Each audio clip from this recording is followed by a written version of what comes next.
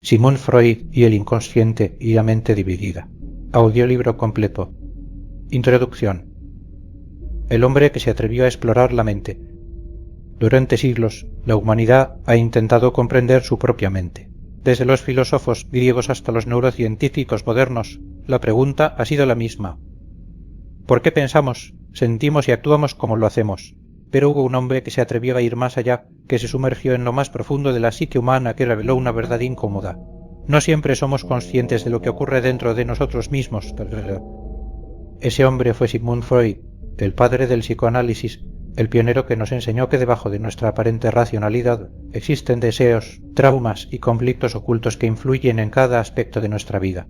Sus teorías fueron revolucionarias, escandalosas y profundamente influyentes. Freud no solo cambió la psicología, sino que transformó la cultura, el arte y la manera en que nos entendemos a nosotros mismos.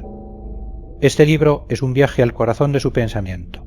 A través de sus descubrimientos, exploraremos el misterioso mundo del inconsciente, la mente dividida y las fuerzas invisibles que moldean nuestras emociones, nuestras decisiones y nuestras relaciones. ¿Quién fue Freud y por qué revolucionó la psicología? Freud nació en 1856 en un pequeño pueblo del Imperio Austrohúngaro. Creció en Viena, en una época en la que la ciencia estaba dando pasos agigantados en el entendimiento del cuerpo humano, pero la mente seguía siendo un misterio. En aquellos años, los trastornos mentales eran tratados con aislamiento, descargas eléctricas o simplemente ignorados. Sin embargo, Freud tenía una obsesión. Quería comprender lo que ocurría dentro de la mente de las personas. Se formó como médico y neurólogo, pero pronto se dio cuenta de que los síntomas de muchos de sus pacientes no podían explicarse únicamente desde la biología. Fue entonces cuando hizo una observación que cambiaría la historia. Las personas cargaban con traumas y conflictos internos que influían en su vida, aunque no fueran conscientes de ello. Había algo escondido, algo reprimido, algo que escapaba a la razón. Así nació la idea del inconsciente. Pero Freud no solo estudió la mente. Se atrevió a desafiar las normas de su época, a hablar de temas tabúes como la sexualidad infantil, los deseos reprimidos y la lucha entre nuestros impulsos más primitivos y las reglas de la sociedad. Sus ideas fueron atacadas y rechazadas, pero con el tiempo se convirtieron en la base de la psicoterapia moderna. Hoy, más de un siglo después, sus conceptos siguen vivos. Aunque muchas de sus teorías han sido revisadas y cuestionadas, su impacto sigue intacto. Gracias a Freud, entendemos que nuestro comportamiento no es completamente racional, que nuestras emociones no siempre tienen explicaciones lógicas y que nuestro pasado influye en nuestra vida mucho más de lo que creemos. La historia de un médico que cambió nuestra forma de pensar. Para entender el impacto de Freud hay que imaginar un mundo en el que nadie hablaba de emociones reprimidas, de sueños con significados ocultos o de traumas infantiles que resurgen en la adultez. Un mundo donde los médicos trataban la mente humana como si fuera una máquina defectuosa que solo podía repararse con medicamentos o procedimientos físicos. Freud rompió con esta visión. En lugar de ver a las personas como simples organismos biológicos, las vio como seres cargados de historias, recuerdos y emociones profundas. Se dio cuenta de que los pensamientos que tratamos de ignorar no desaparecen, sino que se ocultan en el inconsciente y, tarde o temprano, encuentran una forma de salir a la superficie. En los sueños, en los síntomas físicos, en los lapsus y en los actos fallidos. Con esta idea revolucionaria, Freud creó el psicoanálisis, un método basado en la exploración del inconsciente a través del diálogo. En lugar de medicar a sus pacientes o someterlos a terapias invasivas, los invitó a hablar, a recordar, a reflexionar. Así descubrió que al traer a la luz los conflictos reprimidos era posible aliviar el sufrimiento emocional. Esta fue su mayor contribución. Demostrar que las palabras pueden curar, que entender nuestras emociones y enfrentar nuestros miedos puede transformar nuestra vida. Pero sus ideas no solo revolucionaron la psicología. Freud cambió nuestra forma de entender el arte, la literatura, el cine e incluso la publicidad. Desde los personajes con conflictos internos en las películas de Hitchcock hasta los análisis de los sueños en la terapia moderna, su influencia está en todas partes. El inconsciente. El territorio desconocido de la mente. Imagina que tu mente es como un iceberg. La parte visible, la que sobresale del agua, es la conciencia. Lo que sabes, lo que recuerdas, lo que puedes explicar con palabras. Pero debajo de la superficie hay una parte mucho más grande, inmensa y oculta. Ese es el inconsciente. En el inconsciente se almacenan todos los recuerdos reprimidos, los miedos que evitamos enfrentar, los deseos que no podemos aceptar. Freud descubrió que esta parte oculta de la mente es la que realmente influye en nuestra vida. Aunque no seamos conscientes de ella, sus efectos se sienten en nuestras emociones, en nuestros sueños y en nuestras decisiones. Cada vez que tenemos un acto fallido, un lapsus, una reacción desproporcionada o un miedo irracional, el inconsciente está actuando. Es como un director en las sombras, moviendo los hilos sin que nos demos cuenta. Pero hay una manera de acceder a él: los sueños. Freud creía que los sueños son la vía de entrada al inconsciente, el espacio donde nuestros deseos y miedos reprimidos pueden expresarse libremente. A través del análisis de los sueños podemos descubrir lo que nuestra mente consciente se niega a ver. ¿Cómo este libro te ayudará a entender mejor tu propia psique? Este no es un libro solo sobre Freud, es un libro sobre ti. A lo largo de estas páginas no solo conocerás la historia del psicoanálisis, sino que también aprenderás a aplicar sus ideas en tu vida cotidiana. Descubrirás cómo interpretar tus propios sueños y entender qué dicen sobre ti, cómo reconocer los mecanismos de defensa que usas para evitar enfrentar la verdad, cómo los traumas de la infancia pueden seguir influyendo en tu vida sin que lo notes, cómo las emociones reprimidas pueden manifestarse en el cuerpo y en la conducta. El objetivo de este libro es que te conozcas mejor, que descubras qué fuerzas inconscientes están moldeando tu vida y cómo puedes tomar control sobre ellas. Freud nos enseñó que el autoconocimiento es el primer paso para cambiar, y ese es el propósito de este viaje. ¿Estás listo para explorar los rincones ocultos de tu propia mente? Entonces, sigamos adelante. Lo que estás a punto de descubrir puede cambiar la forma en que te ves a ti mismo para siempre. Capítulo 1. La mente antes de Freud. Antes de Freud, la mente humana era un misterio. No existía la psicología tal como la conocemos hoy y los trastornos mentales eran vistos con temor, ignorancia y muchas veces con brutalidad. Si alguien sufría de alucinaciones, ataques de ansiedad o depresión severa, la sociedad lo consideraba un loco, un poseído o, en el mejor de los casos, un enfermo sin cura. Pero, ¿cómo se explicaban estas condiciones en una época en la que no se conocía el inconsciente? En este capítulo viajaremos al pasado para entender cómo la filosofía, la neurología y la psiquiatría del siglo XIX intentaban descifrar la mente humana y cuáles fueron las primeras terapias que, aunque rudimentarias, prepararon el camino para el psicoanálisis. ¿Cómo se entendía la mente antes del psicoanálisis? Durante siglos, el estudio de la mente estuvo dominado por la filosofía y la religión. Se creía que el comportamiento humano era el resultado de una lucha entre la razón y la emoción, entre el alma y el cuerpo, entre el bien y el mal. La visión dominante durante la Edad Media y buena parte del Renacimiento era que los trastornos mentales eran un castigo divino o una posesión demoníaca. Las personas con enfermedades como la esquizofrenia o la epilepsia eran perseguidas, encerradas o sometidas a exorcismos. La falta de conocimiento sobre el cerebro y la mente hacía que los trastornos psicológicos fueran vistos como algo incomprensible y aterrador. Sin embargo, en el siglo XVIII y XIX, con el auge de la ciencia y la medicina, comenzaron a surgir nuevas explicaciones. Se empezó a considerar que los trastornos mentales no eran causados por fuerzas sobrenaturales, sino por problemas en el cerebro y el sistema nervioso. Este fue el inicio de un cambio en la manera en que se entendía la mente. Pero aunque la ciencia comenzaba a alejarse de las supersticiones, los tratamientos para los enfermos mentales seguían siendo brutales y en muchos casos ineficaces. Filosofía, neurología y psiquiatría en el siglo XIX. A lo largo del siglo XIX, 3 disciplinas intentaron responder a la gran pregunta: ¿cómo funciona la mente humana? La filosofía aportó teorías sobre la conciencia y la percepción. Filósofos como Immanuel Kant argumentaban que la mente no solo recibía información del mundo exterior, sino que también la interpretaba activamente. Esto sentó las bases para la idea de que la mente tiene niveles ocultos, aunque todavía no se hablaba del inconsciente. La neurología buscaba explicar los trastornos mentales desde una perspectiva biológica. Se pensaba que las enfermedades psicológicas eran causadas por anomalías en el cerebro, pero como en aquella época no existían técnicas avanzadas para estudiar la actividad cerebral, muchas de estas ideas eran meras especulaciones. La psiquiatría, a finales del siglo XVIII y principios del XIX, surgió como una especialidad médica dedicada a tratar a los enfermos mentales. Sin embargo, en sus inicios, la psiquiatría estaba más enfocada en controlar a los pacientes que en curarlos. La mayoría de los enfermos eran encerrados en asilos, donde las condiciones eran deplorables y los métodos de tratamiento eran crueles. Los médicos intentaban clasificar las enfermedades mentales en diferentes categorías, pero aún no existía una comprensión real de los procesos psicológicos. Fue en ese contexto en el que Freud comenzó a desarrollar sus ideas, pero antes de que él llegara con el psicoanálisis, hubo un método que parecía ofrecer respuestas. La hipnosis y terapias previas, Mesmer y Charcot. Antes de que Freud desarrollara el psicoanálisis, la hipnosis era una de las principales herramientas utilizadas para tratar los trastornos psicológicos. Uno de los primeros en popularizarla fue Franz Anton Mesmer, un médico alemán del siglo XVIII que creía que los trastornos mentales eran causados por un desequilibrio en un supuesto fluido magnético dentro del cuerpo. Mesmer afirmaba que podía restaurar el equilibrio de este fluido utilizando magnetismo animal, una técnica que consistía en pasar imanes o sus propias manos sobre el cuerpo del paciente.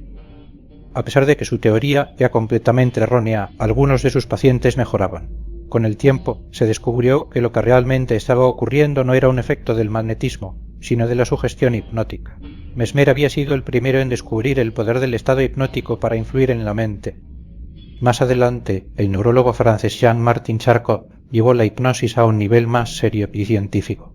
Charcot trabajaba con pacientes que padecían de histeria, un trastorno en el que las personas experimentaban síntomas físicos sin una causa médica aparente como parálisis, ceguera temporal o ataques convulsivos. Charcot demostró que bajo hipnosis estos pacientes podían recordar eventos traumáticos que parecían haber sido olvidados y que al revivirlos los síntomas mejoraban. Freud quedó fascinado con estos descubrimientos y viajó a Francia para estudiar con Charcot. Sin embargo, con el tiempo, Freud abandonó la hipnosis. Se dio cuenta de que aunque la hipnosis podía ayudar a acceder a recuerdos reprimidos, el paciente necesitaba estar consciente para poder procesarlos y resolverlos. Fue así como desarrolló su propio método. La asociación libre, que se convertiría en la base del psicoanálisis, la medicina del siglo XIX y sus limitaciones para tratar trastornos mentales. Aunque la medicina avanzó significativamente en el siglo XIX, los tratamientos para las enfermedades mentales seguían siendo ineficaces y en muchos casos crueles. Entre los métodos más comunes se encontraban encierro en asilos psiquiátricos. Se pensaba que la mejor manera de manejar a los enfermos mentales era aislándolos de la sociedad. Los hospitales psiquiátricos eran lugares donde los pacientes vivían en condiciones deplorables, muchas veces encadenados y sin un tratamiento real. Terapias de choque. Se utilizaban baños de agua fría, descargas eléctricas y otras formas de terapia de choque con la esperanza de restaurar la cordura del paciente. Cirugías experimentales. Aunque las lobotomías aún no eran comunes en el siglo XIX, algunos médicos realizaban intervenciones quirúrgicas en el cerebro con la esperanza de calmar a los pacientes más agresivos. Uso de drogas peligrosas.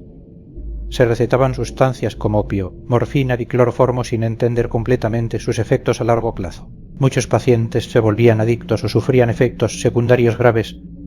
Era un sistema fallido basado más en el control que en la sanación. La llegada de Freud representó un cambio radical.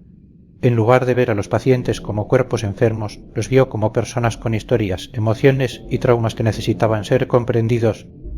El mundo antes de Freud, que el inicio de una revolución, antes del psicoanálisis, la mente humana, era un misterio que se trataba con métodos rudimentarios. Se pensaba que las enfermedades mentales solo podían explicarse desde la biología o la superstición, pero Freud cambió todo. Fue el primero en proponer que la mente no solo estaba formada por pensamientos conscientes, sino también por deseos ocultos, recuerdos reprimidos y conflictos internos que moldeaban nuestro comportamiento.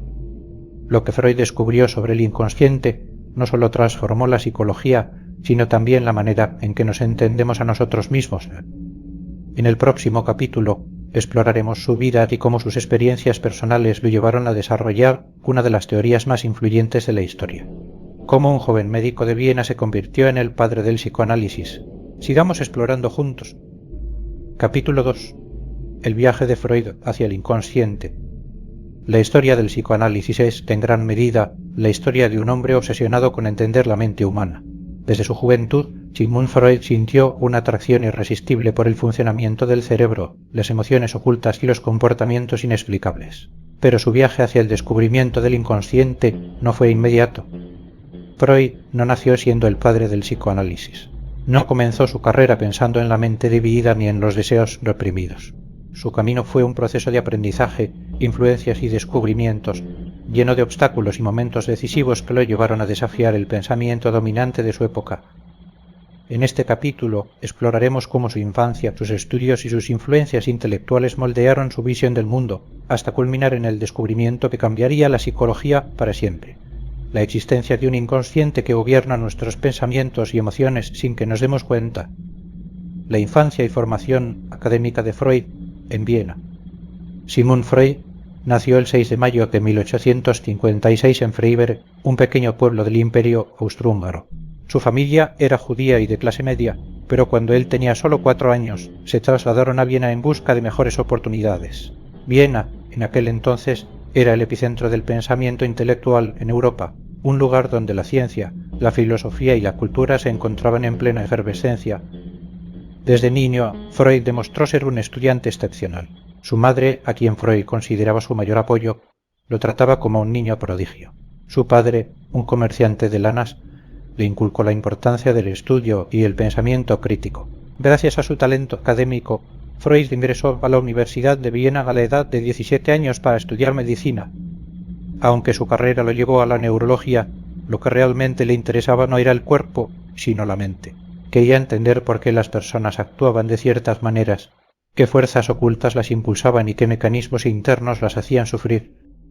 En la universidad, Freud se formó en los principios de la ciencia moderna, pero pronto comenzó a explorar preguntas que la neurología tradicional no podía responder.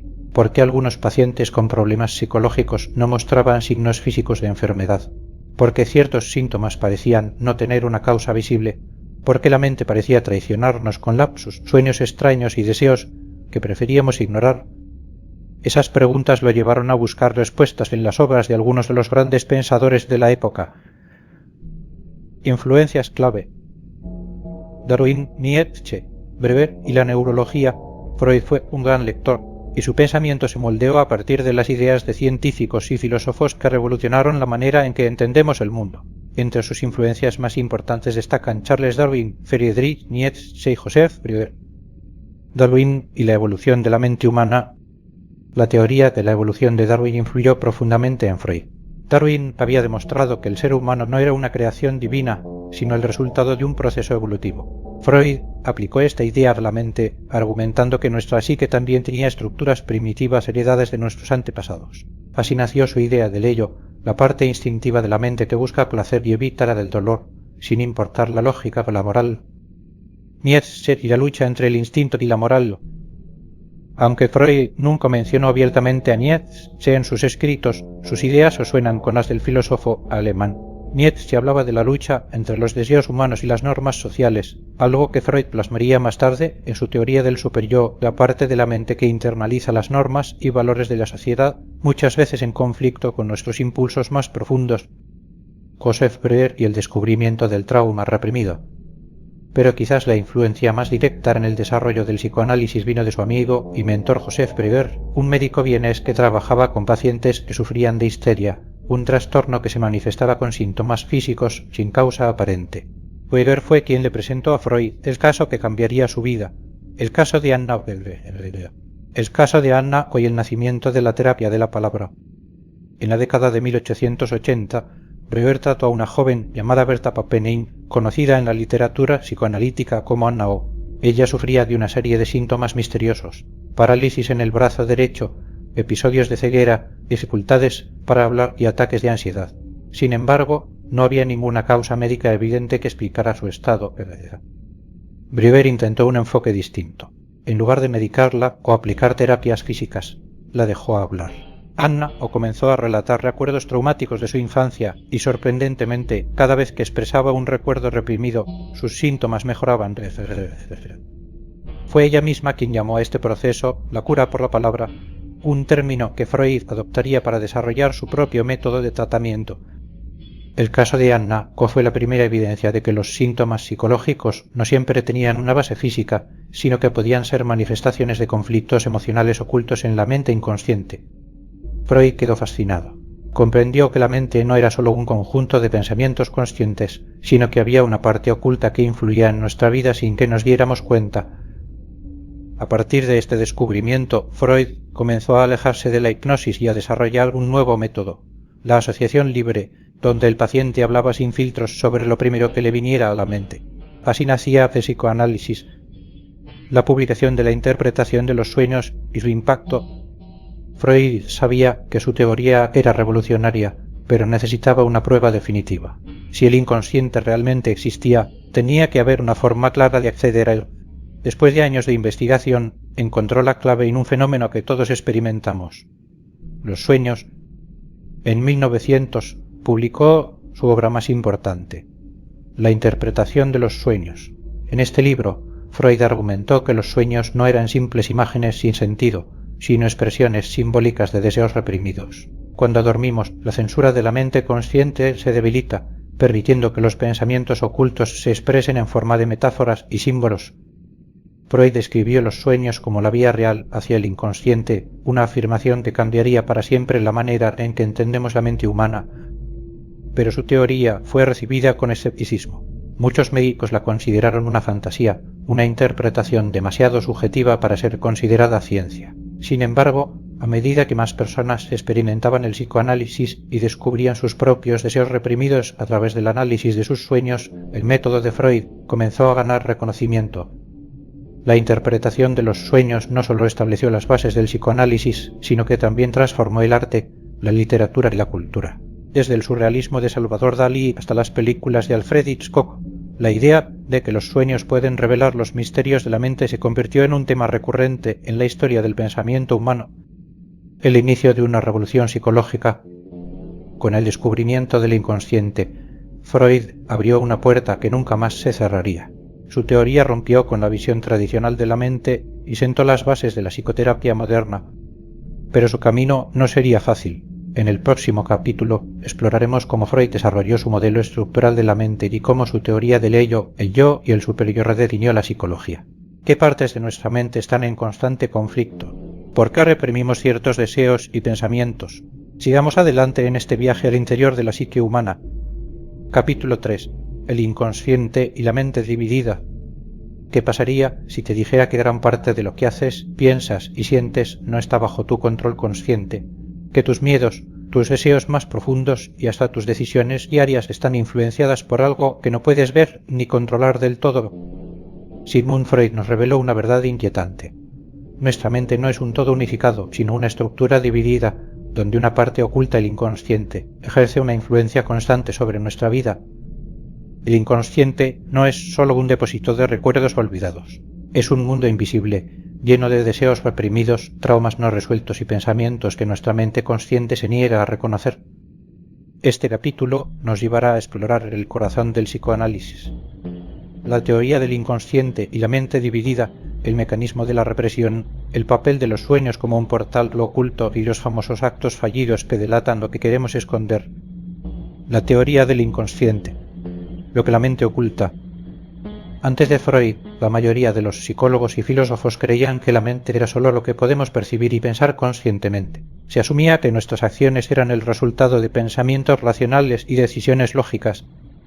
Freud rompió con esta idea y propuso algo revolucionario. La mayor parte de nuestra mente es inconsciente. Para entender esto, imaginemos la mente como un iceberg. La parte visible del iceberg es el consciente. Todo lo que pensamos en el momento presente, nuestros razonamientos lógicos, lo que recordamos a voluntad. Justo debajo, en la superficie, está el preconsciente. Recuerdos y pensamientos que no están activos todo el tiempo, pero que podemos traer a la memoria cuando los necesitamos. Pero la parte más grande del iceberg, la que está sumergida y oculta, es el inconsciente. Una región desconocida donde se esconden nuestros deseos reprimidos, nuestros traumas y emociones que la mente ha intentado olvidar.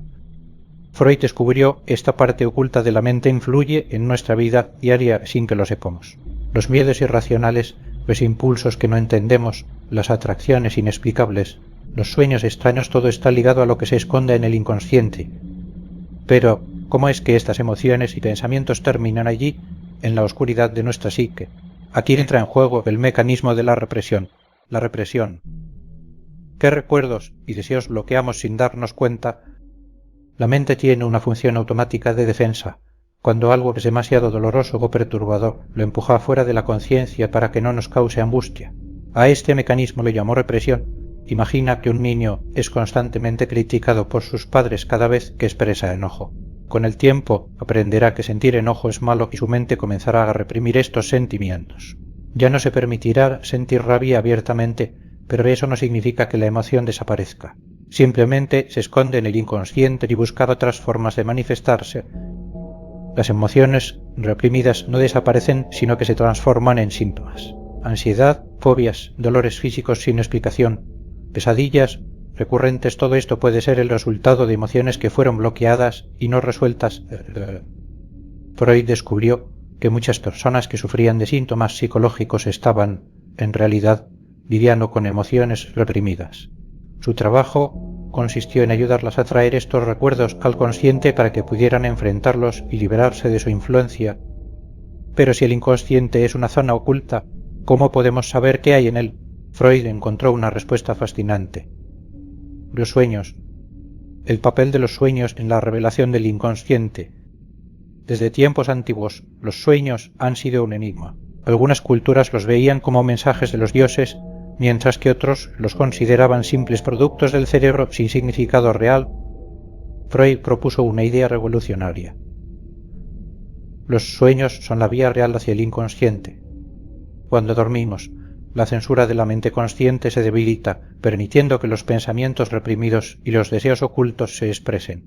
Sin embargo, no lo hacen de manera directa. Si lo hicieran, podríamos despertarnos sintiéndonos angustiados o culpables. En cambio, el inconsciente disfraza sus mensajes en símbolos y metáforas. Por ejemplo, una persona que sueña que se le caen los dientes podría estar expresando, de manera simbólica, un miedo a perder el control o a envejecer. Alguien que sueña que está atrapado en un cuarto sin salida podría estar sintiendo ansiedad por una situación de su vida que lo hace sentir atrapado. Freud desarrolló el método de interpretación de los sueños, que consistía en analizar los símbolos oníricos y descubrir qué deseos o emociones reprimidas estaban tratando de salir a la luz. A lo largo de su carrera, Freud estudió cientos de sueños y llegó a la conclusión de que todos cumplían una función: expresar deseos reprimidos de manera simbólica. Sin embargo, los sueños no son la única forma en que el inconsciente se manifiesta. A veces se cuela en nuestra vida diaria de maneras más sutiles, como en los actos fallidos y lapsus, cuando el inconsciente se hace notar. Seguro te ha pasado. Dices una palabra cuando querías decir otra, olvidas el nombre de alguien en un momento clave o pierdes un objeto sin darte cuenta de cómo. Estos pequeños errores, que parecen accidentes sin importancia, pueden ser mensajes del inconsciente.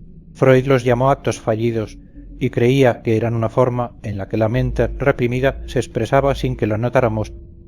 Imagina que en una conversación con tu jefe, en lugar de decir me gusta mucho este trabajo, dices accidentalmente me gusta mucho este viaje. Un simple error, tal vez, pero Freud diría que en realidad tu inconsciente te está revelando que en el fondo deseas escapar de ese trabajo.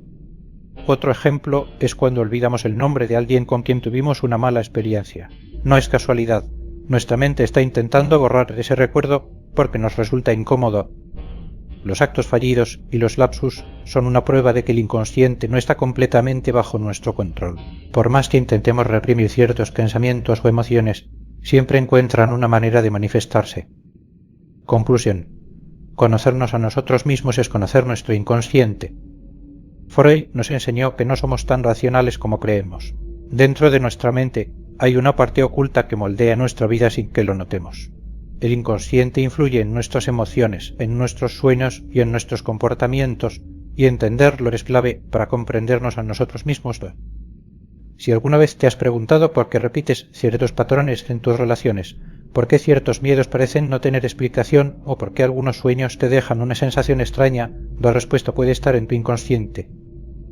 El psicoanálisis nos invita a mirar más allá de lo obvio, a cuestionar lo que creemos saber sobre nosotros mismos y a explorar las profundidades de nuestra mente. En el próximo capítulo veremos cómo Freud desarrolló su teoría de la mente dividida en tres partes: el ello, el yo y el superyo. Cómo se equilibran nuestros impulsos primitivos con la moral y la realidad. ¿Qué sucede cuando hay un conflicto entre estas fuerzas? Sigamos explorando juntos el universo de la psique humana. Capítulo 4. la teoría de la sexualidad infantil y sus controversias. Pocas ideas en la historia de la psicología han sido tan polémicas como la teoría de la sexualidad infantil de Sigmund Freud. Para la sociedad de su tiempo, el solo hecho de sugerir que los niños experimentaban deseos, placeres y conflictos internos relacionados con la sexualidad era impensable, incluso escandaloso. Pero Freud no se dejó intimidar. Afirmó que la sexualidad no comenzaba en la adolescencia, como muchos creían, sino que estaba presente desde el nacimiento y pasaba por distintas etapas a lo largo de la vida. Según él, muchas de las neurosis en la adultez tenían su origen en conflictos no resueltos en la infancia. Esta teoría marcó un antes y un después en la comprensión del desarrollo humano, pero realmente todo gira en torno a la sexualidad, como él afirmaba. ¿Hasta qué punto tenía razón y qué aspectos de su teoría han sido refutados o revisados por la psicología moderna? En este capítulo exploraremos el desarrollo psicosexual según Freud, la teoría del complejo de Edipo, las críticas más comunes a su visión y lo que hoy sabemos sobre el desarrollo infantil. Freud y la sexualidad. Realmente todo gira en torno a ella. Freud fue un pionero en el estudio de la mente humana, pero su obsesión con la sexualidad lo convirtió en una de las figuras más controversiales de la historia de la psicología. Según él, la energía sexual, lo que llamó libido, no solo estaba presente en la adultez, sino que era la fuerza central detrás de nuestro comportamiento, incluso desde la infancia.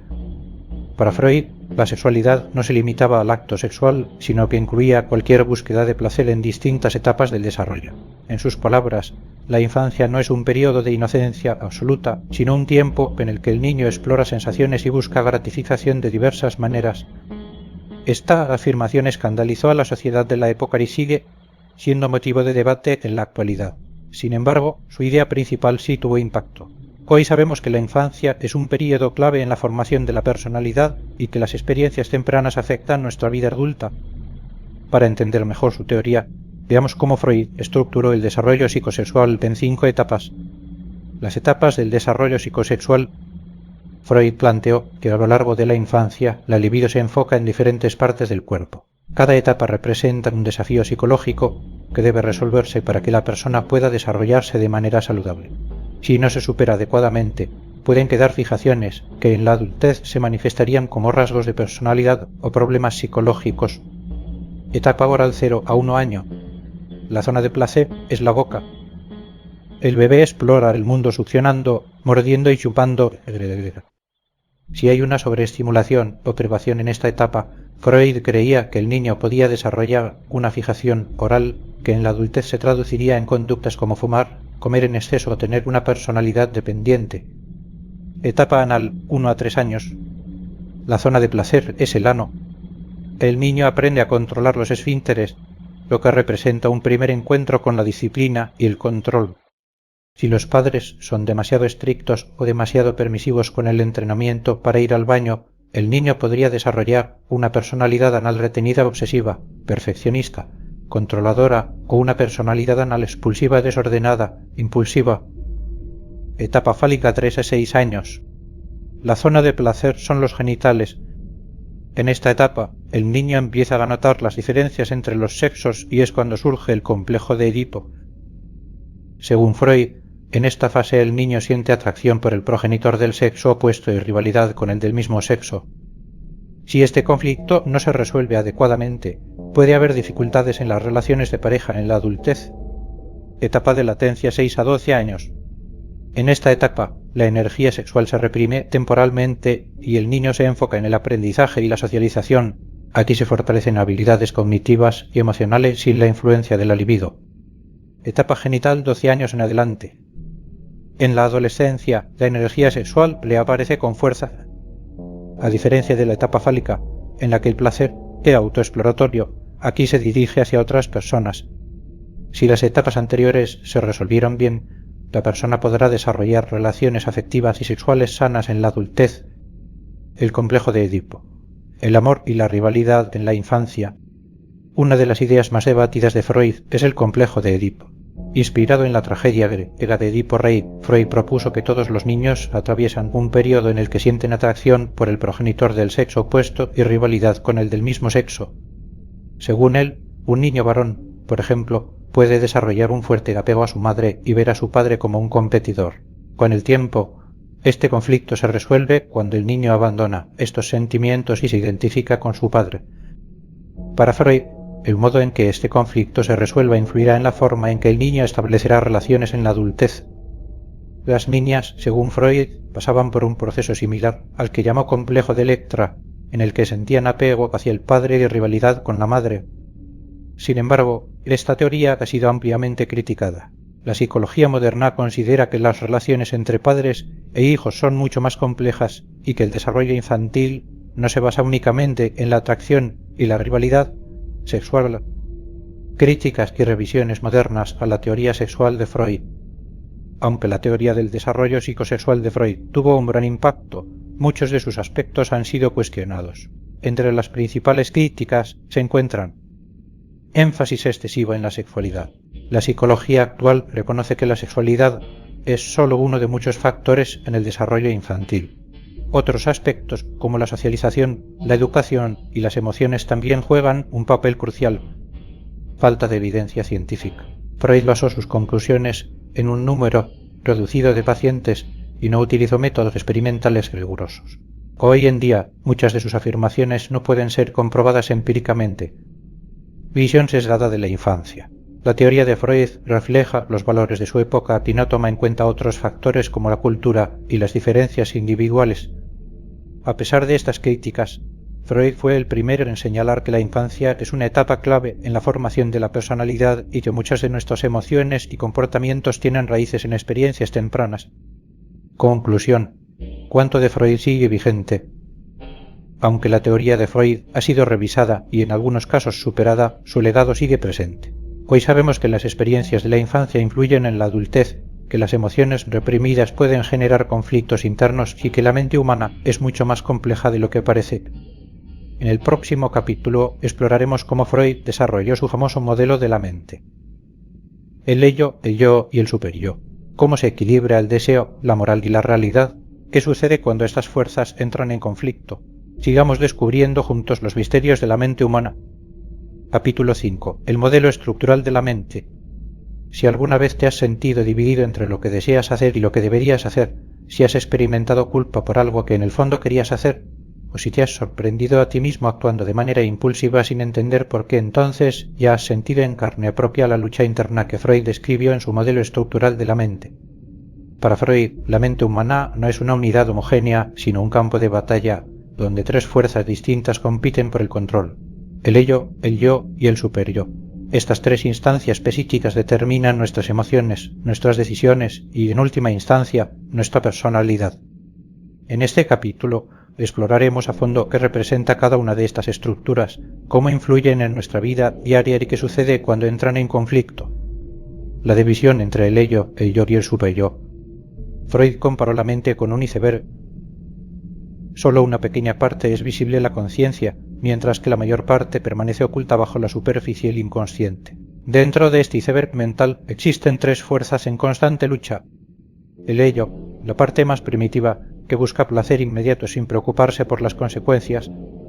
El yo, el mediador entre el ello y la realidad, que intenta encontrar un equilibrio entre los deseos y las reglas del mundo. El superyo, la voz de la moral y la sociedad, que nos dice lo que está bien y lo que está mal. Freud propuso que la personalidad de cada individuo depende del equilibrio entre estas tres partes. Cuando una domina demasiado sobre las otras, pueden surgir problemas psicológicos. Ahora veamos en detalle cómo funciona cada una de estas estructuras. El ello, nuestros impulsos más primitivos. El ello es la parte más primitiva y básica de nuestra mente. Representa nuestros deseos más profundos, nuestros instintos y nuestras necesidades biológicas. Freud lo describía como el motor del comportamiento humano porque es la fuente de nuestra energía psíquica. El ello opera bajo lo que Freud llamó el principio del placer, lo que significa que busca satisfacción inmediata sin preocuparse por la moral, las normas sociales o las consecuencias. Es la parte de nuestra mente que quiere gratificación sin restricciones. Para entender el ello, imaginemos un bebé recién nacido. Cuando tiene hambre, llora; cuando siente frío, se queja; cuando necesita afecto, lo demanda sin esperar. No razona, solo actúa en función de sus necesidades. Ese es el ello en su forma más pura. Sin embargo, el ello no desaparece con la edad. Sigue dentro de nosotros empujándonos a satisfacer nuestros impulsos más primarios, como el deseo sexual, la agresión y la búsqueda de placer. Por ejemplo, imagina que estás en una dieta estricta y pasas frente a una pastelería. El ello es la voz interna que te dice: cómprate ese pastel, se ve delicioso, lo mereces. No le importa si estás a dieta ni si te sentirás culpable después. Solo quiere placer inmediato. Pero aquí entra en juego otra parte de la mente. El yo, el mediador entre el deseo y la realidad.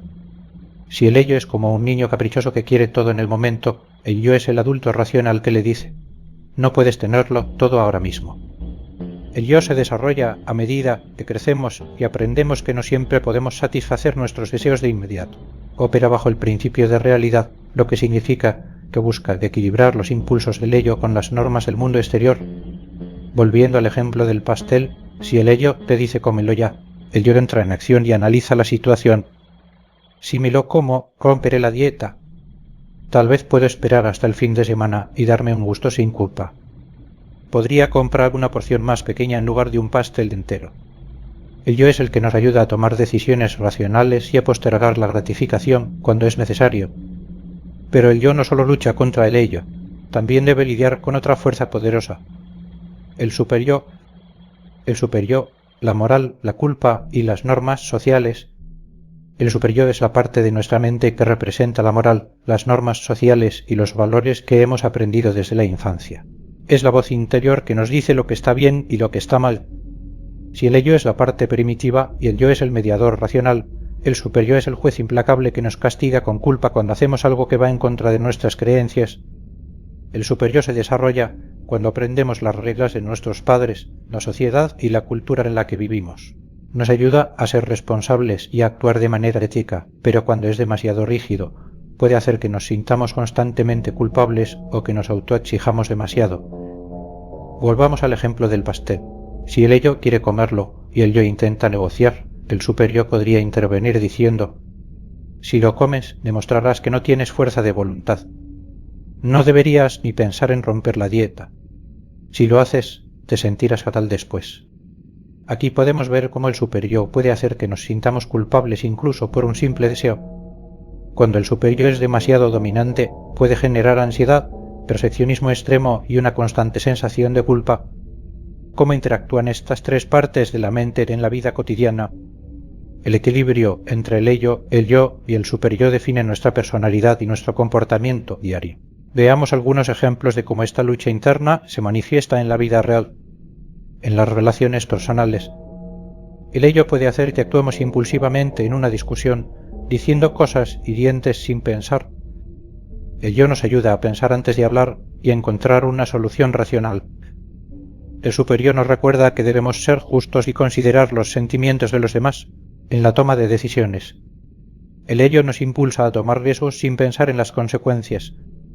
El yo analiza la situación y busca la mejor opción. El superyo nos dice si la decisión es ética o moralmente correcta.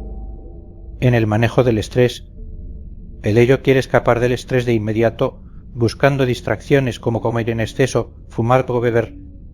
El yo trata de encontrar un equilibrio, eligiendo estrategias saludables. El superyo puede hacernos sentir culpables por no ser lo suficientemente productivos o por tomarnos un descanso. En última instancia, una persona psicológicamente sana es aquella que logra un equilibrio entre estas tres fuerzas. Ni demasiado impulsiva, ni demasiado rígida, ni demasiado autoexigente. Conclusión. ¿Quién tiene el control en tu mente? Freud nos enseñó que nuestro comportamiento no es aleatorio, sino el resultado de una lucha interna entre el deseo, la realidad y la moral. Si el ello domina, podemos volvernos impulsivos y caer en la autodestrucción. Si el superyo domina, podemos vivir con culpa constante y exigencias inalcanzables. El yo es quien tiene la difícil tarea de mantener el equilibrio. Ahora la pregunta es: ¿quién controla tu mente en este momento? En el próximo capítulo exploraremos los casos clínicos más famosos de Freud y cómo aplicó esta teoría para entender a sus pacientes, cómo reveló los secretos del inconsciente en la vida real. ¿Qué podemos aprender de estos casos hoy en día? Acompáñame a descubrirlo. Capítulo 6. Los casos clínicos más famosos. El psicoanálisis no nació en un laboratorio ni de simples teorías abstractas. surgió en la consulta de Freud, en el diálogo con sus pacientes y en la observación de sus síntomas. Cada caso era un rompecabezas en el que los síntomas visibles ocultaban una historia más profunda, enterrada en el inconsciente. Algunos de estos casos se convirtieron en referencias fundamentales en la historia de la psicología, ya que marcaron el desarrollo del psicoanálisis y mostraron cómo los traumas y los conflictos reprimidos pueden influir en nuestra vida sin que nos demos cuenta. En este capítulo exploraremos 3 de los casos más famosos de Freud: Anna o el hombre de los lobos y Dora. A través de sus historias descubriremos cómo Freud aplicó su teoría del inconsciente para revelar los conflictos ocultos de sus pacientes y cómo estos descubrimientos siguen siendo relevantes en la psicología moderna. Anna o el poder del lenguaje y el trauma reprimido. El caso de Anna o es uno de los más importantes en la historia del psicoanálisis. No solo porque fue el primero que Freud estudió junto con su mentor Joseph Breger, sino porque marcó el inicio de un concepto revolucionario: el trauma reprimido y su expresión a través de síntomas físicos. ¿Quién era Anna Orr? Su verdadero nombre era Berta Oppenheim, una joven de 21 años que sufría una serie de síntomas extraños: parálisis en un brazo, pérdida del habla en ciertos momentos, problemas de visión y audición, ataques de ansiedad y alucinaciones. Los médicos no encontraban una causa física que explicara su condición. Entonces, Breger decidió probar algo diferente: dejarla hablar. Bajo un estado hipnótico, Anna comenzó a recordar experiencias traumáticas de su pasado, principalmente relacionadas con la enfermedad y muerte de su padre, a quien había cuidado durante años. Cada vez que expresaba un recuerdo reprimido, sus síntomas mejoraban. Fue la misma Anna quien describió este proceso como la cura por la palabra. Este descubrimiento llevó a Freud a desarrollar la idea de que los síntomas psicológicos pueden ser la manifestación de emociones y recuerdos reprimidos. Hoy en día, el principio detrás de este caso sigue siendo la base de muchas terapias psicológicas: hablar sobre nuestras emociones, expresar lo que sentimos y enfrentar los traumas pasados puede ser una forma de sanación. El hombre de los lobos, miedo, fobias y la infancia. Uno de los casos más fascinantes y complejos de Freud es el del hombre de los lobos, un paciente ruso que acudió a su consulta con una fobia inexplicable a los lobos. ¿Quién era el hombre de los lobos? Su verdadero nombre era Sergei Pankeyev, un joven que sufría episodios de ansiedad extrema y una fobia aterradora. Tenía pesadillas recurrentes con lobos observándolo desde un árbol. Sentía un miedo irracional a los animales, especialmente a los lobos. Experimentaba una sensación de angustia constante sin saber por qué. Freud, aplicando su método de interpretación de los sueños, descubrió que esta fobia tenía raíces profundas en la infancia de Sergei. Según su análisis, cuando el paciente tenía apenas 4 años, presenció un encuentro íntimo entre sus padres. Su mente infantil no pudo comprender lo que veía y reprimió la experiencia. Sin embargo, la memoria reprimida no desapareció. En su inconsciente, la escena se transformó en una imagen simbólica: los lobos observándolo desde el árbol. Freud concluyó que este caso era una prueba de cómo los traumas infantiles pueden permanecer ocultos en el inconsciente y manifestarse años después en forma de fobias, ansiedad o síntomas físicos. Hoy en día, este caso sigue siendo un referente en el estudio de las fobias y los trastornos de ansiedad. Muchos miedos aparentemente irracionales pueden estar vinculados a experiencias reprimidas de la infancia. Dora, la histeria y los conflictos reprimidos. El caso de Dora es otro de los más emblemáticos de Freud, ya que mostró cómo los conflictos emocionales pueden manifestarse a través de síntomas físicos sin una causa médica aparente. ¿Quién era Dora? Dora era una joven de 18 años que sufría una serie de síntomas misteriosos: tos crónica sin causa física, pérdidas de conciencia, sensación de ahogo y mareos constantes. Freud descubrió que Dora estaba atrapada en un conflicto emocional no resuelto. Su padre tenía una relación con una mujer casada y el esposo de esta mujer intentó seducir a Dora. Sin embargo, cuando ella lo contó a su familia, nadie le creyó. Su cuerpo comenzó a hablar por ella. La tos, la sensación de ahogo y los desmayos eran la expresión de su angustia reprimida. Freud concluyó que estos síntomas eran una forma inconsciente de comunicar su sufrimiento, ya que no podía expresarlo de manera directa.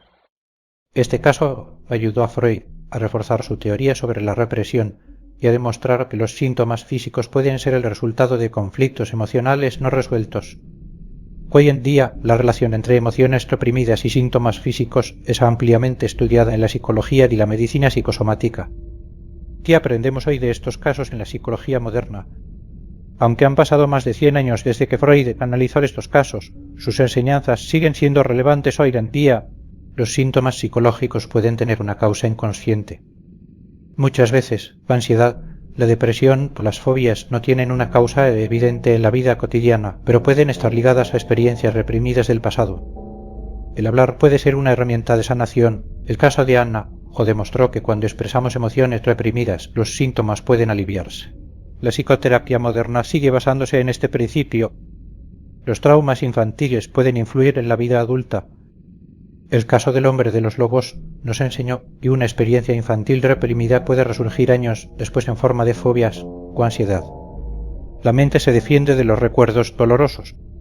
El caso de Dora mostró cómo el inconsciente puede ocultar experiencias traumáticas y expresarlas de manera indirecta a través del cuerpo. Aunque algunas teorías de Freud han sido revisadas, su intuición sobre la conexión entre la mente y el cuerpo sigue siendo un pilar en la psicología moderna. Conclusión. El inconsciente sigue hablando. Freud nos enseñó que la mente humana es un laberinto de emociones ocultas, deseos reprimidos y traumas que siguen influyéndonos incluso cuando creemos haberlos olvidado. Los casos de Anna o el hombre de los lobos y Dora nos muestran que nuestra mente no siempre habla con palabras, sino con síntomas, miedos y comportamientos que parecen inexplicables. Hoy, más que nunca, seguimos explorando las profundidades del inconsciente. Cada vez que nos preguntamos por qué reacciono así, cada vez que experimentamos un miedo irracional o un síntoma sin explicación, estamos viendo el rastro de aquello que Freud descubrió hace más de un siglo. En el próximo capítulo exploraremos las controversias y conflictos que Freud enfrentó en la comunidad científica. ¿Por qué sus teorías fueron rechazadas al principio? ¿Qué enfrentamientos tuvo con sus propios discípulos? Sigamos descubriendo juntos el legado de Freud y el inconsciente. Capítulo 7. Freud contra el mundo. Las ideas revolucionarias siempre encuentran resistencia, y las de Sigmund Freud no fueron la excepción. Desde el momento en que comenzó a hablar del inconsciente, la represión y la sexualidad infantil se convirtió en una figura controversial, atacada tanto por la comunidad médica como por la sociedad en general. Freud no solo desafió la forma en que la psicología entendía la mente humana, sino que también entró en conflicto con sus propios discípulos, con otras corrientes psicológicas y con la ciencia tradicional. ¿Era su teoría una auténtica revolución científica o simplemente una especulación sin pruebas? En este capítulo exploraremos los enfrentamientos más importantes que Freud tuvo a lo largo de su carrera. Sus conflictos con la medicina tradicional, sus disputas con Carl Jung y Alfred Adler, la resistencia de la sociedad a aceptar sus ideas y la rivalidad entre el psicoanálisis y la psicología conductista y la neurociencia moderna. Freud, ¿usted es la medicina tradicional, ciencia o pseudociencia? En el siglo XIX, la medicina estaba dominada por el positivismo, una corriente que sostenía que toda ciencia debía basarse en observaciones objetivas, mediciones cuantificables y experimentos replicables. La psicología no era una excepción. Los médicos estudiaban el cerebro desde una perspectiva puramente biológica, intentando explicar las enfermedades mentales en términos de lesiones cerebrales, desequilibrios químicos o anomalías en el sistema nervioso. Freud, en cambio, proponía algo radicalmente distinto. No buscaba la causa de los trastornos psicológicos en el cerebro, sino en la mente, en los recuerdos reprimidos y los deseos inconscientes. Para muchos médicos, esto era una herejía. ¿Cómo podía llamarse ciencia a un método basado en interpretar sueños y en largas conversaciones entre un paciente y su terapeuta? ¿Dónde estaban las pruebas tangibles? ¿Cómo se medía el inconsciente? El problema era que el psicoanálisis no podía ser estudiado con los métodos tradicionales de la época. Freud no utilizaba experimentos controlados ni análisis de laboratorio. En su lugar, analizaba relatos subjetivos de pacientes y buscaba patrones en sus síntomas y recuerdos. Para la comunidad médica, esto hacía que sus teorías fueran difíciles de comprobar científicamente. Sin embargo, Freud defendió con pasión su trabajo, insistiendo en que la mente humana no podía ser estudiada como si fuera un simple órgano físico.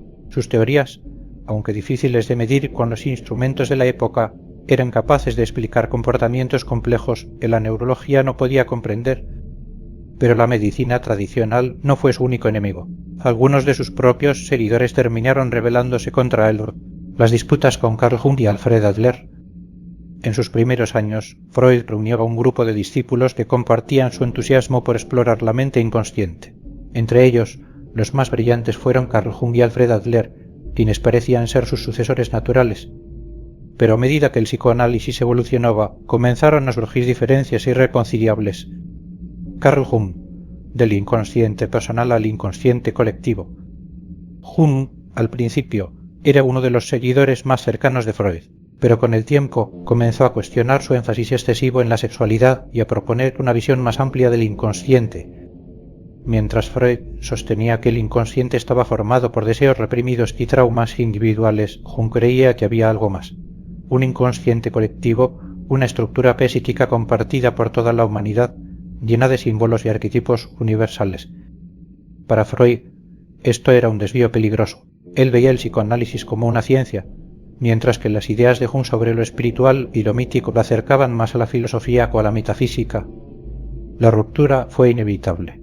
En 1913, Jung se separó definitivamente del psicoanálisis y fundó su propia corriente, la psicología analítica. Freud nunca le perdonó la traición y su relación terminó en enemistad. Alfred Adler, la lucha por la superioridad. Adler, por otro lado, tenía un problema con otra de las teorías de Freud, la idea de que la sexualidad era la principal fuerza que impulsaba el comportamiento humano. Según Adler, la verdadera motivación no era el deseo sexual, sino la necesidad de poder y la lucha por la superioridad. Creía que las personas no estaban dominadas por traumas reprimidos, sino que buscaban superar sus debilidades y afirmar su independencia en el mundo. Esto chocaba directamente con la visión de Freud, quien insistía en que el inconsciente y la represión eran los motores principales de la psique humana. Al igual que Jung, Adler terminó separándose de Freud y desarrolló su propia escuela, la psicología individual. Estas rupturas fueron un golpe duro para Freud. Lo que alguna vez fue un grupo unido de psicoanalistas se convirtió en una serie de escuelas en conflicto, cada una con su propia visión de la mente humana. Pero Freud no solo tuvo problemas dentro de su círculo cercano, también tuvo que enfrentarse a la sociedad y su resistencia a aceptar sus ideas, la resistencia de la sociedad a aceptar sus teorías. El psicoanálisis no solo fue rechazado por la comunidad científica, sino también por la sociedad en general. Sus teorías desafiaban las normas morales y culturales de la época. Freud hablaba abiertamente de temas que en el siglo XIX y principios del XX eran tabú: la sexualidad infantil, los deseos reprimidos hacia los padres, los conflictos inconscientes que moldean nuestra conducta. Para muchas personas esto era simplemente inaceptable. La idea de que los niños experimentaban placer y que nuestras acciones estaban influenciadas por deseos ocultos era escandalosa. La sociedad victoriana, con sus estrictas normas morales, no estaba lista para aceptar que la mente humana era un campo de batalla de impulsos y deseos incontrolables. Sin embargo, con el tiempo, el psicoanálisis comenzó a ganar aceptación en círculos intelectuales y artísticos. Escritores, cineastas y filósofos encontraron en Freud una fuente inagotable de inspiración, pero aún quedaba un obstáculo más: las nuevas corrientes psicológicas que amenazaban con reemplazar al psicoanálisis. El psicoanálisis frente a la psicología conductista y la neurociencia moderna. Mientras Freud desarrollaba el psicoanálisis, otra corriente psicológica comenzaba a tomar fuerza: el conductismo. Liderados por John Watson y Beth Skinner, los conductistas rechazaban completamente la idea del inconsciente. Para ellos, la psicología debía estudiar solo lo observable y medible, es decir, la conducta. En lugar de analizar los sueños o las emociones reprimidas, los conductistas estudiaban cómo los estímulos externos moldeaban el comportamiento. ¿Qué importaba lo que pasaba dentro de la mente si lo que realmente se podía medir eran las acciones? Más adelante, con el avance de la neurociencia, el estudio del cerebro ganó terreno sobre el psicoanálisis. La biología y la química del cerebro comenzaron a explicar muchas de las cosas que Freud había atribuido al inconsciente. Sin embargo, a pesar de estas rivalidades, el psicoanálisis no desapareció. Sus ideas se integraron en la psicología moderna, evolucionaron y siguen influyendo en la terapia, el arte y la cultura popular. Conclusión: ¿ganó Freud la batalla? Freud tuvo que luchar contra la comunidad científica, contra sus propios discípulos, contra la sociedad y contra nuevas corrientes psicológicas. Sin embargo, su impacto sigue vivo. Hoy en día el psicoanálisis no es la única forma de entender la mente, pero su legado sigue presente en la psicoterapia, la literatura, el cine y la manera en que nos analizamos a nosotros mismos. En el próximo capítulo exploraremos cómo el psicoanálisis se ha filtrado en la cultura popular, el cine, la literatura y hasta la publicidad, cómo ha influenciado la forma en que pensamos hoy. Sigamos descubriéndolo juntos. Capítulo 8. Freud y el psicoanálisis en la cultura. A más de un siglo de sus descubrimientos, Sigmund Freud sigue siendo una de las figuras más influyentes de la historia. Sus teorías no solo transformaron la psicología, sino que dejaron una marca profunda en la cultura, el arte, la literatura, el cine y hasta la publicidad. Incluso si no nos damos cuenta, las ideas de Freud están presentes en nuestro día a día. Cada vez que alguien habla de traumas infantiles, de deseos reprimidos o del significado de un sueño, está usando conceptos freudianos. ¿Por qué sus ideas siguen vigentes hoy en día? ¿Cómo han sido adaptadas por el cine, la literatura y el arte? ¿Y qué mitos han surgido en torno a su figura? Este capítulo nos llevará a explorar cómo el psicoanálisis sigue vivo en la cultura popular y en la forma en que entendemos la mente humana, porque sus ideas siguen influyentes hoy en día. Freud no solo nos dio una nueva forma de entender la mente, sino que nos proporcionó un lenguaje para hablar de ella.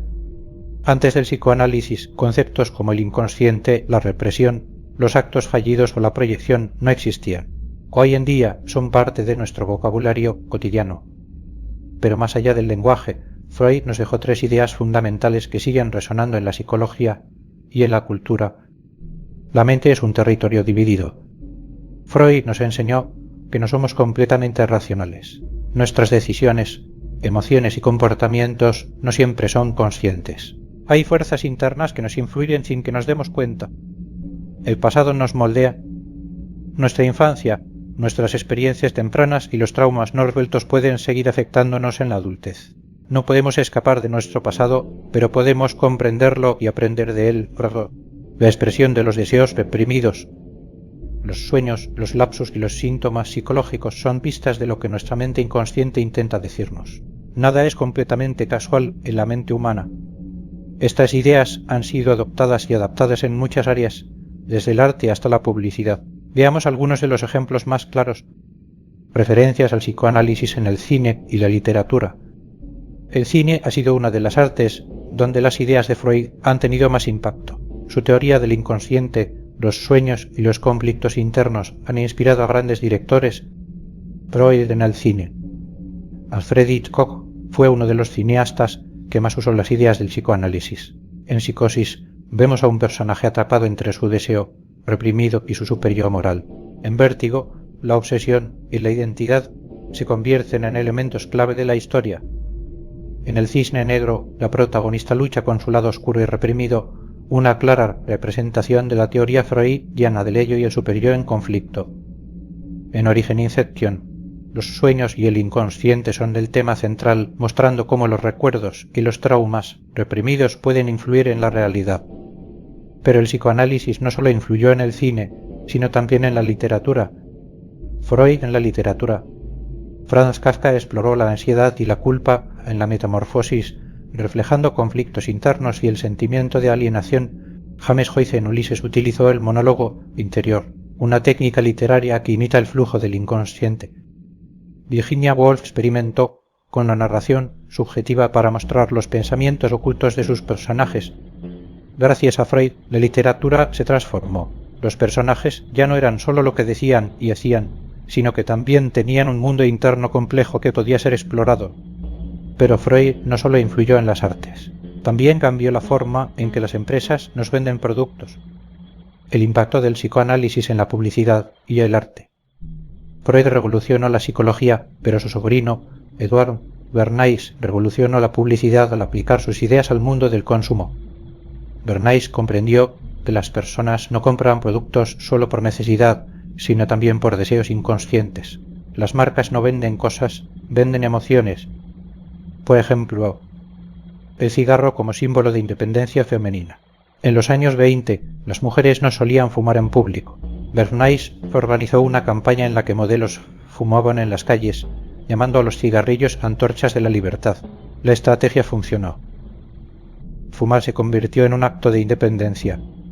Los coches como símbolo de poder y masculinidad. Muchas campañas publicitarias han utilizado el deseo inconsciente de estatus para vender autos, relojes y otros productos de lujo. Hoy en día, el marketing sigue utilizando técnicas freudianas para conectar emocionalmente con los consumidores. La publicidad no vende productos, vende historias, sueños y deseos ocultos. Freud en el arte. En el arte, Freud influyó en el movimiento surrealista. Salvador Dalí y René Magritte exploraron los sueños y el inconsciente en sus pinturas. Obras como La persistencia de la memoria de Dalí parecen extraídas de una sesión de interpretación de sueños freudiana. El surrealismo adoptó la idea de que el arte no debe representar la realidad tal como es, sino explorar lo que está más allá de la conciencia, lo que se esconde en lo más profundo de la psique humana. Pero, a pesar de su impacto, Freud no está libre de críticas. Mitos y realidades sobre Freud en la actualidad.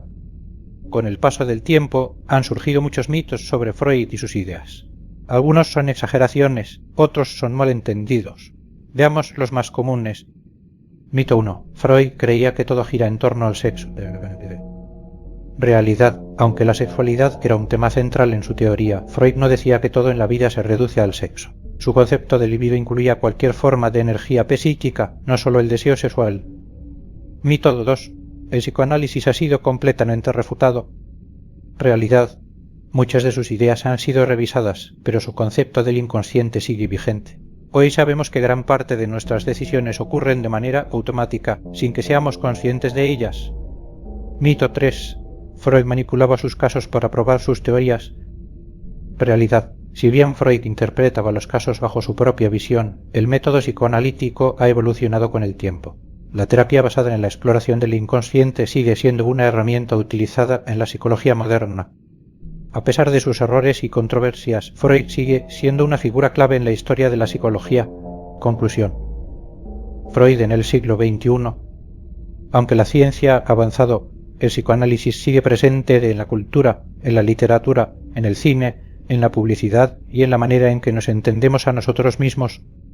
Cada vez que analizamos un sueño, cada vez que reflexionamos sobre nuestro pasado o nos preguntamos por qué actuamos de cierta manera, estamos usando herramientas que Freud nos dio.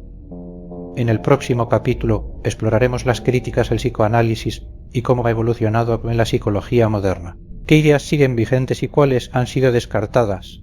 Acompáñame en el siguiente paso de este viaje por la mente humana. Capítulo 9. Críticas y revisión del psicoanálisis.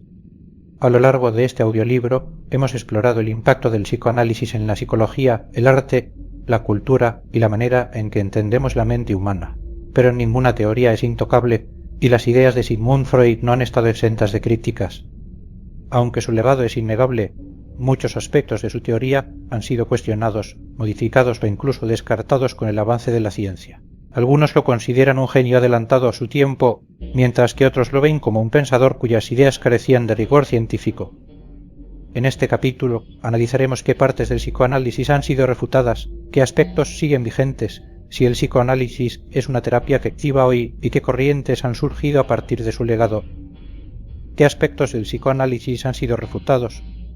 A pesar de que Freud revolucionó la forma en que entendemos la mente, muchas de sus ideas han sido rechazadas o reformuladas. Entre las críticas más comunes se encuentran la excesiva importancia de la sexualidad. Freud veía la sexualidad como el motor principal de la psique humana. Para él, gran parte de nuestros deseos, conflictos y traumas estaban relacionados con impulsos sexuales reprimidos. Hoy en día, la psicología reconoce que la sexualidad es una parte importante del desarrollo, pero no el único factor que define la personalidad. Otras fuerzas, como la socialización, la educación y la genética, también juegan un papel crucial en la formación del individuo. La falta de evidencia empírica. Uno de los principales problemas del psicoanálisis es que no se puede probar científicamente de manera objetiva. Freud basó sus teorías en estudios de casos individuales y en interpretaciones subjetivas. Hoy en día, la ciencia exige métodos rigurosos como experimentos controlados, estadísticas y estudios replicables. Muchas de las afirmaciones de Freud, como el complejo de Edipo o la teoría del desarrollo psicosexual, no han podido ser comprobadas con datos sólidos. La interpretación de los sueños como acceso al inconsciente. Freud afirmaba que los sueños eran la vía real al inconsciente y que al analizarlos podíamos descubrir deseos ocultos. Sin embargo, la neurociencia moderna ha demostrado que los sueños no tienen un significado universal y que en su mayoría son el resultado de procesos cerebrales aleatorios. Aunque los sueños pueden reflejar preocupaciones y emociones de la vida diaria, no son necesariamente mensajes ocultos del inconsciente, como Freud sugería, la represión y el concepto de trauma reprimido. Freud creía que los recuerdos traumáticos eran reprimidos en el inconsciente y que podían ser recuperados mediante el psicoanálisis. Sin embargo, estudios modernos han demostrado que el cerebro humano no almacena recuerdos de esta manera. Los traumas suelen ser recordados de manera fragmentada y en algunos casos pueden distorsionarse con el tiempo, pero la idea de que los reprimimos completamente y podemos recuperarlos en terapia es cuestionada por la neurociencia. Freud y la falta de método científico. ¿Cuánto de su teoría sigue en pie? Freud trabajó en una época en la que la psicología aún no tenía un método científico riguroso. Su forma de estudiar la mente se basaba en la observación clínica y la interpretación subjetiva, más que en pruebas cuantificables.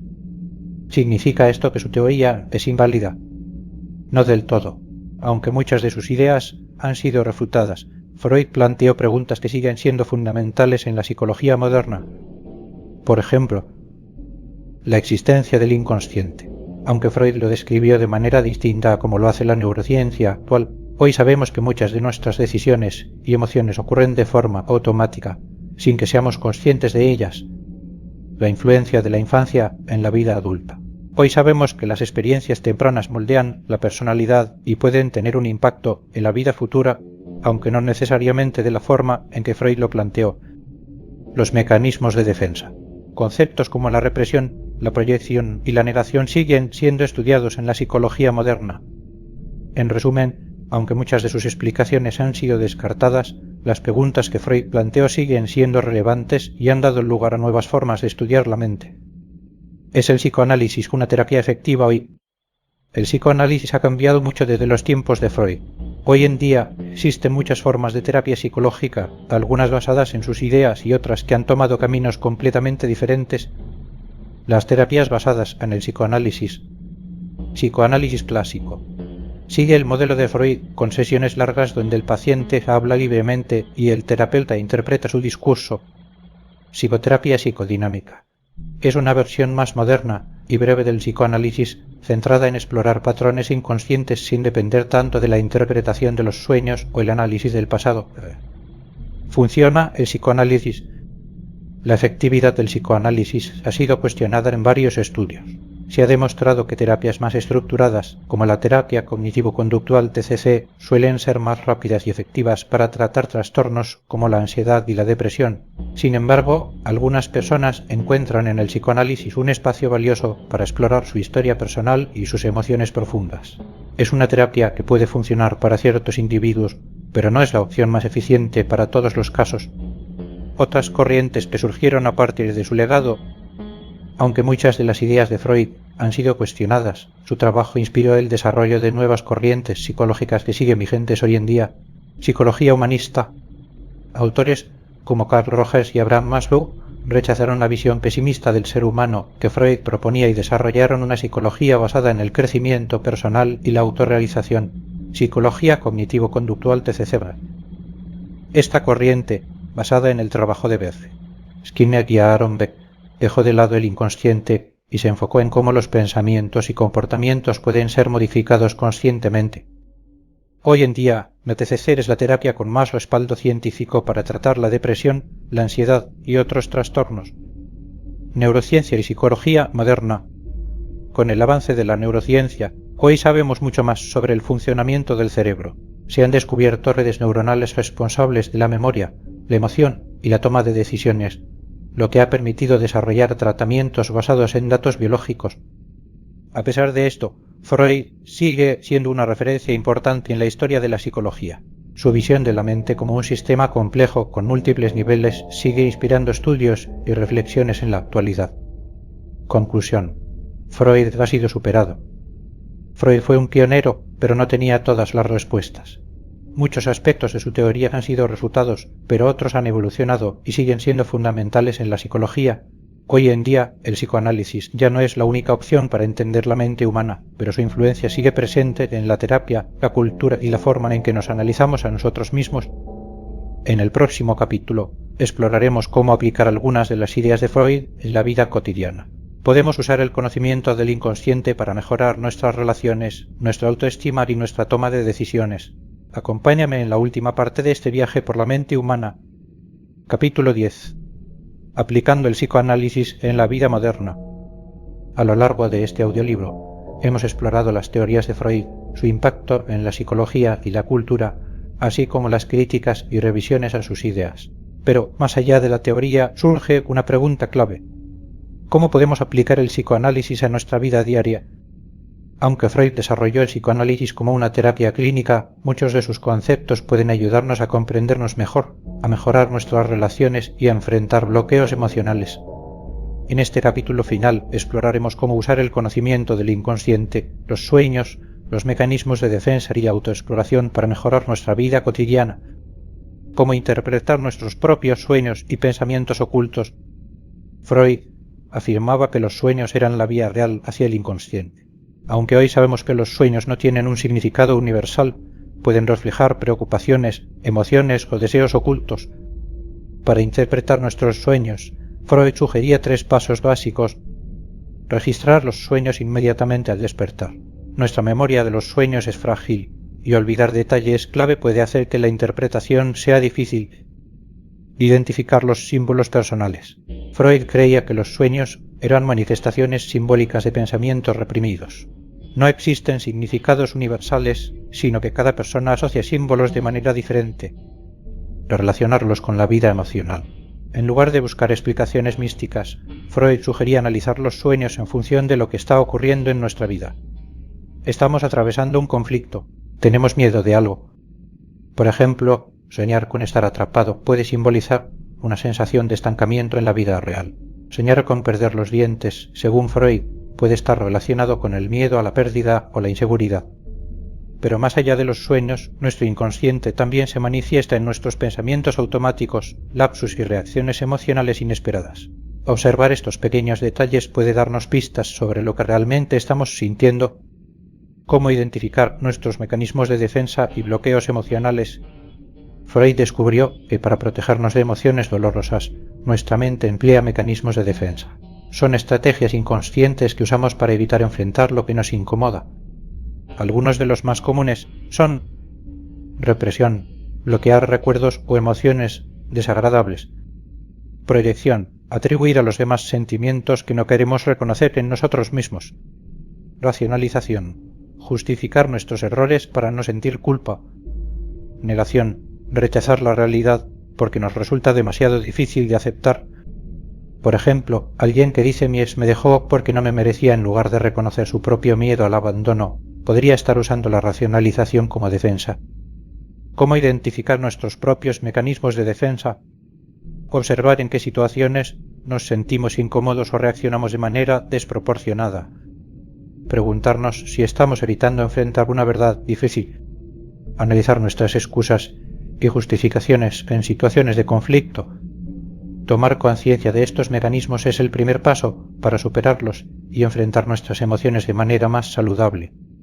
Cómo el conocimiento del inconsciente nos ayuda en nuestras relaciones personales. El psicoanálisis también puede ayudarnos a entender nuestras relaciones interpersonales. Freud afirmaba que nuestras experiencias pasadas, especialmente las de la infancia, influyen en la forma en que nos relacionamos con los demás.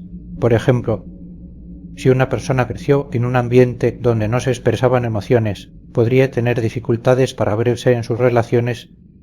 Alguien que experimentó rechazo en la infancia podría desarrollar miedo al abandono y ser demasiado dependiente en pareja. Algunas personas pueden repetir patrones inconscientes, como elegir siempre el mismo tipo de relación conflictiva sin darse cuenta de por qué ello. El psicoanálisis nos invita a analizar nuestras relaciones desde una perspectiva más profunda. ¿Por qué me siento atraído por cierto tipo de personas? ¿Qué patrones se repiten en mis relaciones y de dónde provienen? ¿Estoy proyectando mis miedos o expectativas en los demás? Al reconocer estos patrones inconscientes, podemos tomar mejores decisiones y construir relaciones más sanas y auténticas.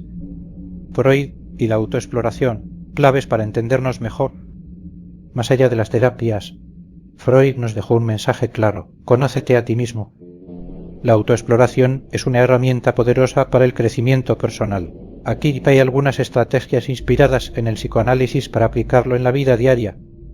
Escribir un diario personal, anotar pensamientos y emociones sin filtros puede ayudarnos a identificar patrones inconscientes. Prestar atención a los lapsus y actos fallidos. Cuando decimos algo sin querer o cometemos errores repetitivos, pueden ser señales de lo que realmente sentimos. Hacer preguntas profundas sobre nuestras emociones. En lugar de quedarnos con la superficie, podemos preguntarnos: ¿por qué reaccioné así? ¿Qué miedo o deseo oculto podría haber detrás? ¿Estoy evitando enfrentar una verdad incómoda? Observar nuestras relaciones. Analizar cómo nos comportamos con los demás y qué patrones se repiten puede darnos pistas sobre nuestras emociones no resueltas. Aceptar que no todo está bajo nuestro control. Freud nos enseñó que una parte de nuestra mente es inconsciente. No podemos controlarlo todo, pero sí podemos aprender a conocernos mejor y a gestionar nuestras emociones de manera más saludable. Conclusión. Un viaje hacia el inconsciente. El psicoanálisis no es solo una teoría psicológica, sino también una herramienta para la autoexploración.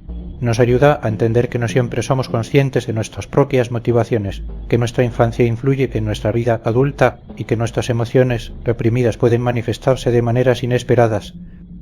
Freud nos enseñó que el verdadero cambio comienza con el conocimiento de uno mismo. Solo cuando entendemos lo que hay en nuestro inconsciente, podemos tomar decisiones más libres y conscientes. ¿Cómo aplicar el psicoanálisis en tu vida? Escucha tus emociones y reacciones. No las ignores, pueden ser señales de algo más profundo. Observa tus sueños y pensamientos espontáneos. A veces revelan lo que tu mente consciente no quiere ver. Analiza tus relaciones. Pregúntate si estás repitiendo patrones inconscientes. Sé compasivo contigo mismo. El autoconocimiento es un proceso y entenderse lleva tiempo. El inconsciente siempre está hablando, solo tenemos que aprender a escucharlo. Hemos recorrido la historia de Freud, sus teorías, sus controversias y sus aplicaciones en la vida moderna. Pero este viaje no termina aquí. El verdadero psicoanálisis ocurre en cada uno de nosotros, en nuestra manera de explorar quiénes somos y en nuestra capacidad de entendernos a un nivel más profundo. Si este audiolibro te ha ayudado a ver tu mente con otros ojos, a cuestionar tus propios pensamientos o a comprender mejor a los demás, entonces el viaje ha valido la pena. Gracias por escuchar hasta el final. Si este contenido te ha parecido útil, te invito a suscribirte, comentar tu experiencia y compartirlo con quienes pueden encontrarlo interesante. Nos vemos en el próximo audiolibro. Conclusión. Freud y la mente humana. Sigmund Freud nos dejó un legado que va mucho más allá de la psicología. Sus teorías no solo cambiaron nuestra manera de entender la mente humana, sino que también transformaron el arte, la literatura, el cine y la cultura en general. Pero después de todo lo que hemos explorado en este audiolibro, surge una pregunta fundamental. ¿Sigue siendo Freud relevante en el siglo XXI? Vivimos en una era donde la neurociencia y la psicología conductual han avanzado enormemente. Sabemos más sobre el cerebro que en cualquier otro momento de la historia. Sin embargo, muchas de las preguntas que Freud planteó siguen sin respuestas definitivas, porque, al final, ¿qué somos los seres humanos, sino un misterio que seguimos intentando descifrar? En esta conclusión, haremos un repaso de su verdadero legado, de la importancia del inconsciente en nuestra vida actual y de lo que podemos aprender de Freud para mejorar nuestra propia existencia. ¿Cuál es el verdadero legado de Freud? Si algo nos enseñó Freud, es que la mente humana no es simple. No somos seres completamente racionales, ni estamos siempre en control de nuestras emociones. Dentro de cada uno de nosotros hay conflictos internos, deseos ocultos, recuerdos reprimidos y una parte de nuestra mente que opera en la sombra.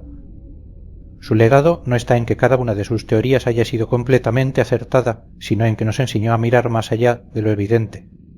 Antes de Freud, la psicología se enfocaba en lo que se podía ver y medir, pero él nos mostró que las verdaderas razones detrás de nuestras acciones a menudo están escondidas.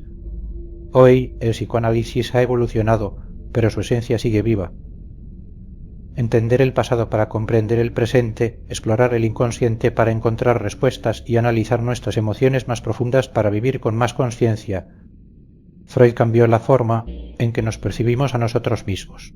Y una vez que comienzas a entender la mente humana desde esta perspectiva, ya no puedes verla de la misma manera. El inconsciente y la mente dividida sigue siendo relevante en el siglo XXI, en un mundo donde la inteligencia artificial, la tecnología y la ciencia avanzan a pasos agigantados. Puede parecer que hablar del inconsciente y de la mente dividida es algo del pasado. Pero, en realidad, Freud nunca ha estado más presente. Piensa en esto. ¿Cuántas veces decimos no sé por qué hice eso, o no sé por qué me siento así? ¿Cuántos miedos y deseos influyen en nuestras decisiones sin que lo notemos?